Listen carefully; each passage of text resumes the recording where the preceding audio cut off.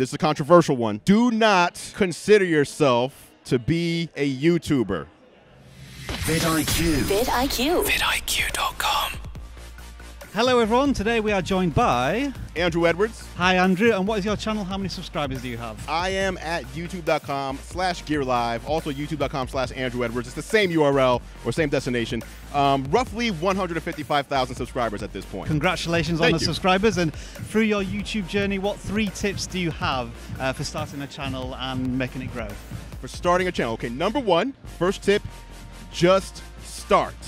Don't worry about your equipment. We hear this a lot. Don't worry about your mic. Don't worry about your lighting. Eventually, you will have to worry about those things, but it's too daunting to worry about all of that at one time. Pretty much everyone I know has a smartphone in their pocket. And the last time I checked, pretty much every smartphone these days has a 4K camera on it. So you can start there, and then you can grow your equipment later. Tip number one. If it was, what would be the first thing you might want to improve once you are a little comfortable with making videos? Would it be audio, video, editing? What would you choose first? The first thing that I would improve would be my audio. I think a lot of people don't realize this unless you've been doing this for a long time. People will watch a video with poor video quality that sounds good, but no matter how good the video quality is, if it sounds bad, they won't watch it. Okay, on to tip number 2.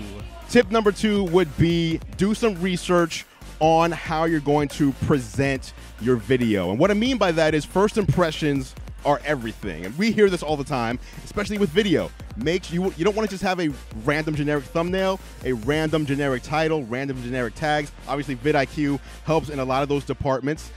But make sure you have a way to present your video in the best light possible. So we're talking about branding across not only the channel, but the thumbnails, correct, the introduction, yes, every single entity of your video, yeah, your YouTube existence, I guess. Right, because people want, especially if you're new, you kind of get disheartened and dejected if no one's watching. Yeah, so you kind of want to do everything you can to make sure people do watch. Yeah.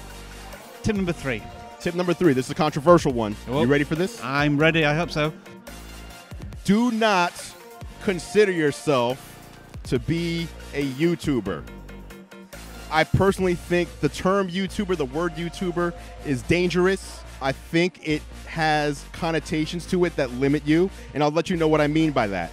I spend a lot of time doing YouTube videos. I upload videos to YouTube, but I'm also on Instagram. I'm also on Facebook. I'm also on Twitter. I never refer to myself as a Facebooker or a Twitterer or an Instagrammer. I don't associate my work and my being and myself with a platform. YouTube is a tool and a platform, a very great tool and platform, but it's not what I do. I make videos that just happen to be on YouTube. And that also opens up a lot of doors for me that I wouldn't otherwise have open for me. I'm not so concerned about the subscriber count. I'm concerned about the bank account. I'm concerned about growing a business, not a YouTube channel. So kind of broaden your mind and open your horizons and consider yourself a video creator rather than a YouTuber.